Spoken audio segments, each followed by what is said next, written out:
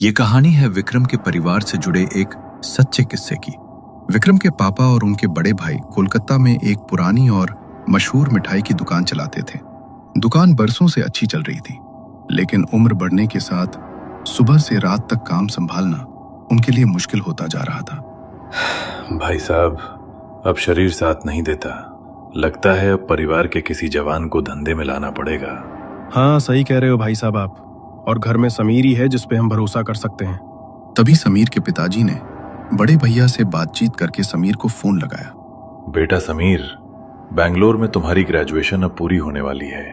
क्या करोगे वहां 20 से 25 हजार की नौकरी के लिए धक्के खाकर?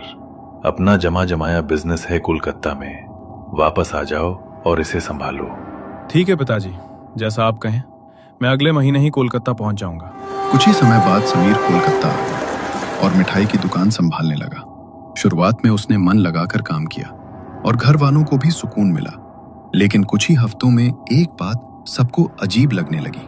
समीर हर हफ्ते या 10 दिन में किसी न किसी बहाने गांव चला जाता था। आपने देखा समीर को? ये लड़का बार बार गांव क्यों चला जाता है? कुछ तो बात है, वरना पहले ऐसा नहीं करता था। इस बार बार गांव जाने की वजह थी गांव की ही एक लड़की, कविता। धीरे धीरे दोनों की बातचीत शुरू हुई। बातें दोस्ती में बदली और दोस्ती कब प्यार में बदल गई किसी को पता ही नहीं चला। तुम फिर आ गए। दुकान का नुकसान नहीं होगा? नुकसान का तो पता नहीं, लेकिन तुम्हें देखे बिना मेरा मन नहीं लगता। दुकान में भी सारा समय तुम्हारे बारे में ही सोचते रहता है। अच्छा, तो मतलब मैं तुम्हारी मिठाइयों से भी ज्यादा जरूरी हो गई हूँ। तुम तो मेरी जिंदगी हो कविता। अब तो बस ये इंतजार है कि कब हम हमेशा के लिए एक हो जाए।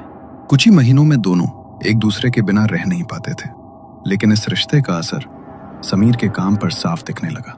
समीर, ध्यान कहाँ है तेरा? ग्राहक सामने खड़ा है। बस आ रहा हूँ बड़े पापा। हर तीसरे चौथे दिन समीर कोई न कोई बहाना बनाकर गांव चला जाता था। धीरे धीरे उसने अपने परिवार पर भी ध्यान देना कम कर दिया। उसके व्यवहार में एक अजीब सा बदलाव आ गया था। वो चिड़चिड़ा रहने लगा और अपनी माँ तक से ठीक से बात नहीं करता था। आपको नहीं लगता समीर कुछ बदला बदला सा लग रहा है? ना घर की सुध है, ना काम की। दिल घबराता है, लगता है उस लड़की ने उस पर कुछ कर दिया है। हाँ, सही कहा तुमने। मुझे भी वो लड़की शुरू से ठीक नहीं लगी। इस सब में कुछ ना कुछ गड़बड़ तो जरूर है। हमें कुछ करना होगा। गांव के पास जो गुरुजी रहते हैं, जो हनुमान जी के परम साधक हैं, हमें उनके पास जाना चाहिए। घर वाले समझा समझा कर थक चुके थे, लेकिन समीर सुनने को तैयार नहीं था। तभी शारदा देवी को गांव के पास रहने वाले एक हनुमान साधक की याद आई। वो साधक हनुमान जी की उपासना के लिए जाने जाते थे। शारदा देवी उनके पास पहुंची और रोते हुए सारी बात बता दी। बाबा, मेरा बेटा गलत रास्ते पर चला गया है, कुछ उपाय बताइए। साधक ने आंखें बंद की और ध्यान लगाया। थोड़ी देर बाद आंखें खोलकर उन्होंने समीर की मां को बताया, तुम्हारे बेटे पर किसी बाहरी शक्ति का साया नहीं है, बल्कि उसे खिलाया पिलाया गया है। गांव में जो जागर की पूजा हुई थी, उसी के भोग की मिठाई में अभिमंत्रित चीजें मिला दी गई थीं। वो अब किसी लड़की और उसके परिवार की उंगलियों पर नाच रहा है। कोई उपाय बताइए गुरुजी, मेरा बेटा बर्बाद हो जाएगा। गुरुजी ने मिश्री का अभिमंत्रित पैकेट समीर के मां को देते हुए कहा, ये लो, इस मिश्री को मैंने मंत्रों से बांध दिया है। अगले 1 महीने तक किसी भी तरह ये मिश्री खिलानी होगी, चाहे दूध में दो या चाय में। जैसे जैसे ये मिश्री उसके भीतर जाएगी, उस वशीकरण का असर कटता जाएगा। शारदा देवी ने वैसा ही किया। समीर को किसी न किसी बहाने से वो अभिमंत्रित मिश्री दी जाने लगी। धीरे धीरे करिश्मा हुआ। समीर के ऊपर का वशीकरण साफ होने लगा। समीर एक डायरी में अपने हर खर्च का हिसाब रखता था। एक दिन जब वो अपनी हिसाब किताब की डायरी देख रहा था, तो वो सन्न रह गया। ये मैंने क्या किया? कविता और उसके परिवार पर मैंने इतने पैसे लौटा दिए। लाखों रुपए का हिसाब गायब है। माँ, पिताजी, मुझे माफ कर दीजिए। उन्होंने मुझे ठगा है। मैं अभी जाकर उनसे हिसाब मांगता हूँ। नहीं बेटा, उनके पास मत जा। जो गया सो गया। हमें खुशी है कि हमारा समीर हमें वापस मिल गया। रहने दे बेटा, वो लोग बहुत खतरनाक हैं। नहीं पिताजी, धोखे की सजा तो उन्हें मिलनी चाहिए। आर्यन पायल के घर पहुंचा। जमकर हंगामा हुआ। उसने अपने पैसे वापस मांगे और उन्हें खूब खरी खोटी सुनाई। उसे लगा कि सब कुछ खत्म हो गया है और अब वो अपनी नई जिंदगी शुरू कर सकता है। घर वालों ने भी उसकी शादी कहीं और पक्की कर दी थी। एक दिन पूरा गांव रोशनी से नहाया हुआ था क्योंकि सालाना मेला शुरू हो चुका था। पर समीर को नहीं पता था कि जिस अपमान का बीज वो कविता के घर बोकर आया था, वो उस मेले की रात एक खौफनाक फसल बनकर उसके सामने आने वाली थी। गांव में सालाना मेले का जश्न अपने पूरे शबाब पर था। 5 दिनों तक चलने वाले इस उत्सव में नारायण जी की पूजा और यज्ञ हो रहा था। पूरा कांजियापाल रोशनी से जगमगा रहा था, लेकिन समीर के लिए ये रोशनी बस कुछ ही घंटों की मेहमान थी। मेले की तीसरी रात थी। प्रवचन चल रहा था और समीर अपने छोटे भाई विक्रम के साथ बैठा हुआ था। तभी अचानक समीर के मोबाइल पर किसी का कॉल आया। स्क्रीन पर किसी का नाम नहीं था। समीर ने कॉल उठाया। हेलो, कौन? लेकिन उधर से कोई बोल नहीं रहा था। कुछ सेकंड बाद सिर्फ किसी के सांस लेने की आवाज सुनाई दी और फिर धीमी सी फुसफुसाहट आई। पानी। समीर चौंक गया। उसने फिर से पूछा, कौन है? लेकिन तभी कॉल कट हो गया। अगले ही पल मोबाइल पर एक मैसेज आया, स्कूल के पीछे आओ। समीर के चेहरे पर बेचैनी साफ दिखने लगी। विक्रम, तू यहीं बैठ और माँ के पास ही रहना। मेरा एक बहुत जरूरी काम आ गया है, मैं अभी आता हूँ। भाई कहाँ जा रहे हो? बहुत रात हो गई है। बस 5 मिनट विक्रम, फिक्र मत कर, अभी एक जरूरी बात करनी है। बात होते ही लौट आऊंगा, तू माँ के पास ही रहना, समझा? ये कहकर समीर फोन कान से लगाए मेले की भीड़ से निकलकर अंधेरे रास्तों की तरफ बढ़ गया। विक्रम थोड़ी देर तक उसे जाते हुए देखता रहा, फिर माँ के पास जाकर बैठ गया। रात गहराती चली गई। 2 मिनट, आधा घंटा बन गए, लेकिन समीर वापस नहीं लौटा। विक्रम ये सोचकर घर चला गया कि शायद समीर किसी काम में फंस गया होगा और सीधे घर आ जाएगा। थकावट के कारण वो सो गया, लेकिन अगली सुबह जो हुआ उसने पूरे परिवार की नींव हिला दी। विक्रम, विक्रम, जल्दी घर चल, बहुत अनर्थ हो गया है। समीर भाई, समीर भाई। क्या हुआ समीर भाई को? ऐसे क्यों बोल रहे हो? साफ साफ बताओ। मुझे खुद ठीक से समझ नहीं आ रहा। बस गांव वाले कह रहे हैं समीर भाई नहीं रहे। नहीं, ये झूठ है। कल रात तो वो मेरे साथ थे, ठीक थे वो। तुम क्या बकवास कर रहे हो? चल ना विक्रम, देर मत कर, घर का माहौल ठीक नहीं है। विक्रम भागता हुआ घर पहुंचा। पूरे घर में कोहराम मचा था। रोने चीखने की आवाजें आ रही थी। गांव के लोग एक ही दिशा में भागे जा रहे थे। सरकारी स्कूल के पीछे वाले खेत में समीर की लाश पड़ी थी।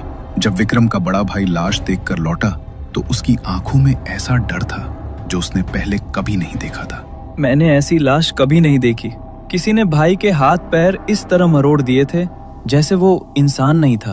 पूरा शरीर अजीब तरह से मुड़ा हुआ था और मुंह से झाग निकल रहा था।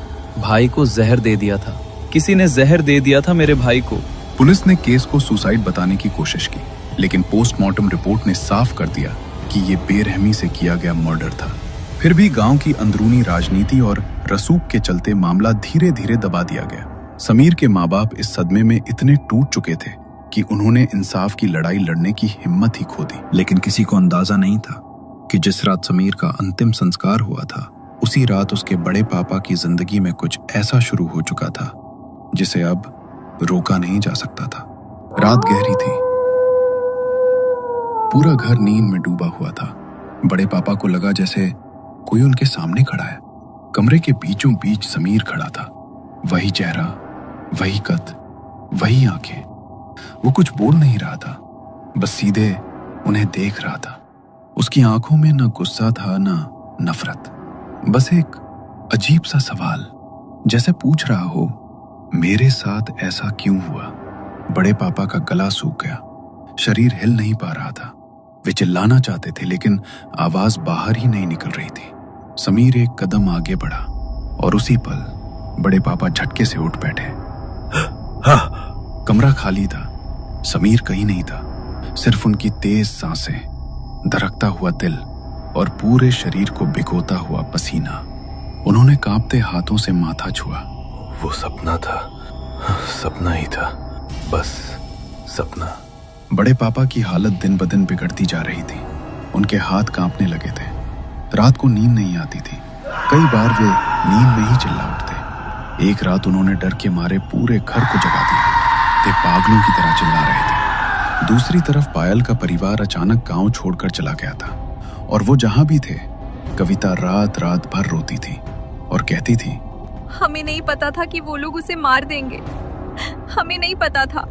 पायल के अजीब बर्ताव और आर्यन के बड़े पापा के साथ हो रही इन डरावनी घटनाओं ने पूरे घर को सन्न कर दिया था। कोई खुलकर कुछ कह नहीं पा रहा था, लेकिन हर किसी के मन में डर बैठ चुका था। किसी को समझ नहीं आ रहा था कि ये सब अचानक क्यों और कैसे हो रहा है। आखिरकार अगले ही दिन पूरे परिवार ने एक साथ फैसला किया, अब बहुत हो गया और इंतजार नहीं किया जा सकता। हमें पंडित जी के पास जाना ही होगा और समझना होगा कि इन सब घटनाओं के पीछे आखिर क्या छुपा हुआ है। सारे लोग पंडित जी के पास इकट्ठा हो गए। पंडित जी ने आंखें बंद की, कुछ पल मंत्र बुदबुदाए और फिर भारी आवाज में बोले, ये सब कविता के परिवार ने किया है। कमरे में सन्नाटा छा गया। पंडित जी ने आंखें खोली और आगे कहा, लेकिन सच्चाई इतनी ही नहीं है। सिर्फ कविता का परिवार नहीं, कोई और भी है जिसने आर्यन को मारने की कोशिश की थी। सबकी नजरें एक दूसरे पर टिक गईं, लेकिन कोई कुछ बोलने की हिम्मत नहीं कर पाया। तभी पंडित जी की आवाज और सख्त हो गई। बेहतर होगा कि वो खुद अपने मुंह से सच बताए, क्योंकि अगर उसने ऐसा नहीं किया तो आर्यन की आत्मा उससे बदला लेगी और जो कुछ भी होगा उसकी पूरी जिम्मेदारी उसी की होगी। पंडित जी की बात पूरी होते ही सामने जल रहा यज्ञ अचानक भड़क उठा। लपटें तेज हो गई और अगले ही पल आर्यन के बड़े पापा के कपड़ों ने आग पकड़ ली। लोगों ने किसी तरह आग बुझाई। कांपते हुए टूटे हुए स्वर में बड़े पापा जमीन पर बैठ गए। माफ कर दो मुझे, मुझसे बहुत बड़ी गलती हो गई। अब उनका सच खुद बाहर आने लगा। उन्होंने बताया कि कैसे उन्होंने कविता को पैसे दिए ताकि वो आर्यन को अपने प्यार के जाल में फंसा सके। कैसे उन्होंने गुंडों को पैसे देकर आर्यन को मरवा दिया और इसका कारण सिर्फ एक था, बिजनेस।